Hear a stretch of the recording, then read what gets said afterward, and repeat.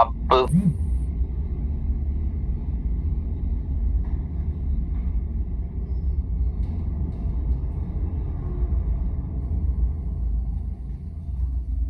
आ, मेरा म्यूट तो नहीं हो गया था, अब मुझे नहीं आइडिया, लेकिन अभी उम्मीद है कि आप मुझे सुन पा रहे होंगे।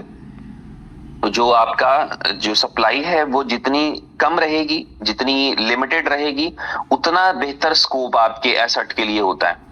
अब चूंकि ये सप्लाई थी ही बड़ा स्टार्ट किया था, तो उसके लिए 20 बिलियन जो है वो एक सफिशिएंट सप्लाई की शक्ल में हमारे पास आएगा और रेगुलर बर्निंग होती चली जा रही है।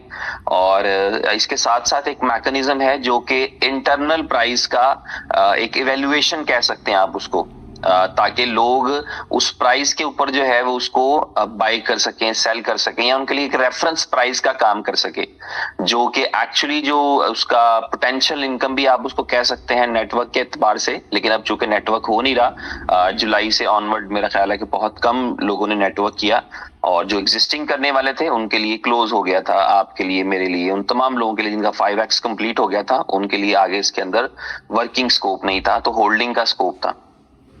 तो अभी हम इसको होल्ड कर सकते हैं। इसके अंदर जो है वो इसकी जो यूजिबिलिटीज हैं, उनके ऊपर भी हम बात करते हैं। लेकिन इसका जो रोड मैप है, इसका रोड मैप ये डिजाइन किया गया था कि इसको 500 डेज में, स्टार्टिंग फ्रॉम मार्च कह लें आप, मार्च में 1 मार्च या 2 मार्च को जो है वो प्रोजेक्ट को लॉन्च किया था। तो बी लव टोकन जिन्होंने होल्ड किया, स्टेक पे लगाया, उनके लिए कॉन्सेप्ट ये है कि आफ्टर 500 डेज, 500 दिन कंप्लीट होने पर उनके एक्सचेंजेस पे लिस्ट किया जाएगा और क्रॉलर्स पे, और $2 की प्राइस पे लिस्ट किया जाएगा।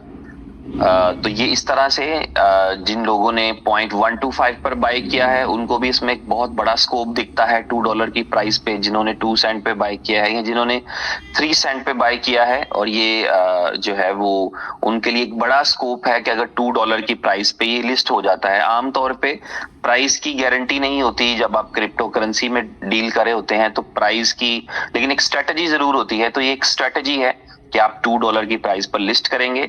इसमें भी आप एडवांस चल रहे हैं। बी लव टोकन की लिस्टिंग स्टार्ट हो चुकी है 2 एक्सचेंजेस पर, P2P B2P और डिजी फिनिक्स, उन पर लिस्टिंग हो चुकी है। और वहां पर आप अभी फिलहाल ट्रेडिंग का इरादा नहीं है, क्योंकि प्लान यही है कि इसको 500 एक्सचेंजेस के ऊपर, सॉरी 100 एक्सचेंजेस के ऊपर एट वंस ट्रेडिंग में लाया जाए। तो इसके लिए अभी जो है अगर वहां पर ट्रेडिंग करना भी पड़ी तो वो कंपनी एंड पे मजबूरन वाली सिचुएशन में, क्योंकि एक्सचेंज है, एक्सचेंज इस तरह होल्ड नहीं कर सकती कि आप ट्रेडिंग ना करें, वहां पे सिर्फ पेयर लिस्टिंग करें।